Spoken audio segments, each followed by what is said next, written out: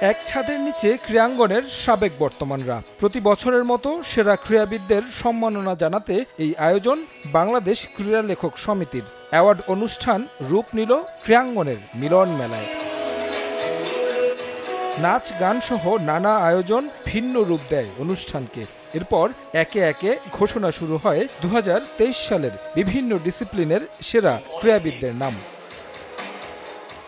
শুরুটা হয় বর্ষসেরা উদীয়মান ক্রীড়াবিদের নাম ঘোষণার মধ্য দিয়ে। যে পুরস্কার গেছে ফুটবলার শেখ মোরসালিনের হাতে, বর্ষসেরা athlete Imranur Rahman, boxer Selim Hossain, shooter Kamrun Nahar Koli, table tennis খেলোয়াড় রামহিম লিওন বম। দলগত সাফল্য পেয়েছে এশিয়া কাপ জয়ী অনূর্ধ্ব 19 ক্রিকেট দল। আর বর্ষসেরা ক্রিকেটার নির্বাচিত হয়েছেন জাতীয় দলের অধিনায়ক নাজমুল হোসেন শান্ত, সেরা নারী ক্রিকেটার ফারজানা হক পিঙ্কি, বর্ষসেরা কোচ আলফাজ আহমেদ, তৃণমূল থেকে নতুন খেলোয়াড় তুলে আনা কোচ মোয়াজ্জেম হোসেনও পেয়েছেন স্বীকৃতি। বর্ষসেরা সংগঠকের পুরস্কার জিতেছেন কাবাডি ফেডারেশনের সভাপতি হাবিবুর রহমান।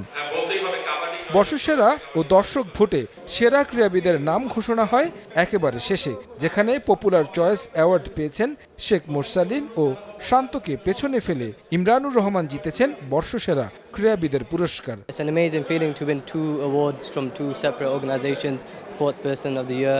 সামনের দিকে এগিয়ে যাওয়ার জন্য খুব ইন্সপায়ার করবে পুরস্কারগুলো। দুটো অ্যাওয়ার্ড যেন আমার কাছে এনার্জি বুস্টারের মতো কাজ করছে, যে ক্যারিয়ারে এই দুটো অ্যাওয়ার্ড আমার পুরো ক্যারিয়ারের টার্নিং পয়েন্ট হতে পারে।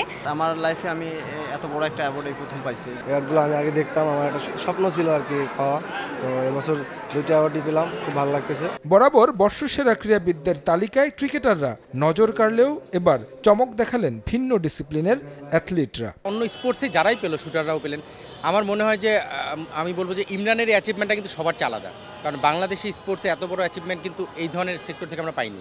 সো আমি আসলে ক্রিকেটে পেলে যতটা না খুশি হতাম, আমার মনে হয় যে ইমরান পাওয়াতে তার চেয়েও বেশি খুশি হয়েছে।